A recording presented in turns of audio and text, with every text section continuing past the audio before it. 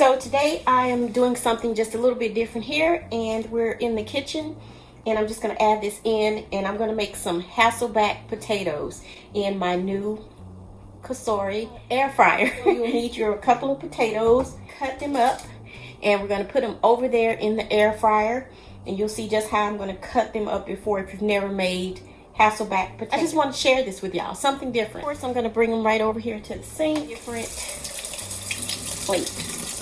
Get all that dirt and crud off of them. With this, you can keep the skin on or you can take the skin off. I'm going to cook them with the skin on. Here on the plate, we'll get our knife. And I think I'll use this one.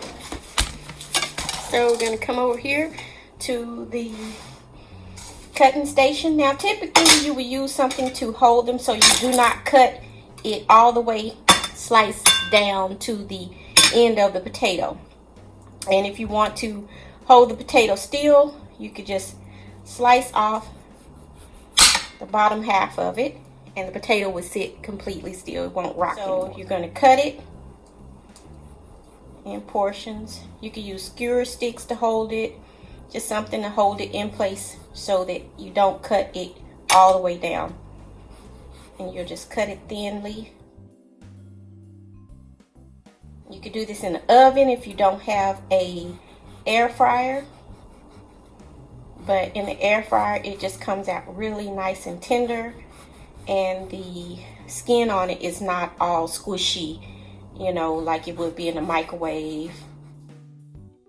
So we have the air fryer, so we're just going to use this in case if anybody out there has an air fryer. And this is not a sponsored video. It's just something different that I wanted to share with you. Of course, decorating your home with food. See, like I did, you don't want to do that. You don't want to chop it all up. But you want to end up with chops, slices, just like that. You can get inside the potato. Now, what we could do with this part that I did cut from the potato, we could use that on the inside of the potato.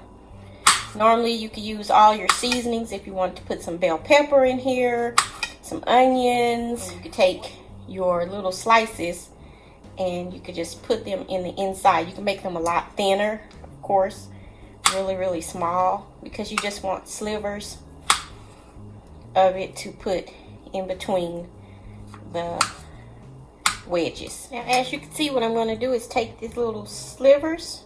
Like I said, you can use your onions, your bell pepper and whatnot, and stuff them right in between there, in between the cuts. Give it a little space in between each one. End up with it looking like that. Now you can heat her up, preheat if you want. It has the different settings for whatever you're cooking: fish, chicken, shrimp. You can preheat if you like.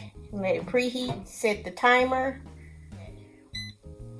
Let's say 380, and I'm going to set the timer. It will take about 40 minutes. And so now I'm just going to take my seasonings, a little cayenne pepper, and I'm just going to put a couple of dashes of that in there. Half a tablespoon with your black pepper to your taste. I like it a little spicy.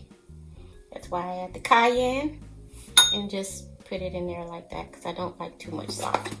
And you can just stir it up in there, and you just take your hand and just sprinkle it on all over.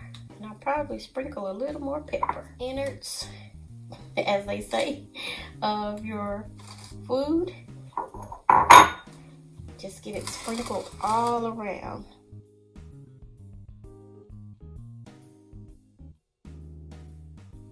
And typically that's enough seasoning for 4. Let's get it inside of all those little areas of that potato. Looking good.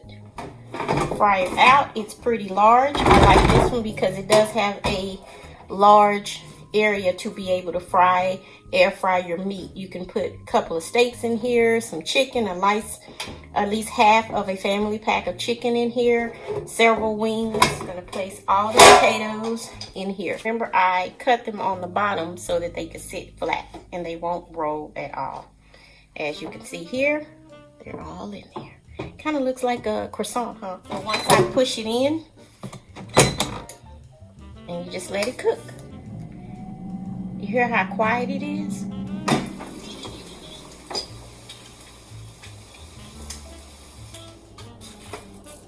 So we're going to embellish it just a little bit more. I'm going to take a little bit of the cheese and sprinkle that inside of the potato as well. Smoke coming out. Oh my goodness. Get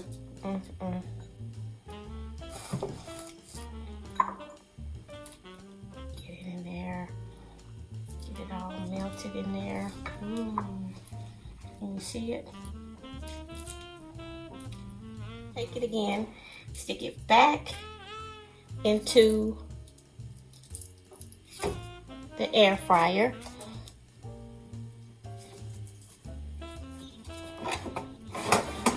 A little bit of bacon bits after the cheese is melted in there for just a minute or two, and we're going to sprinkle it on top to embellish it.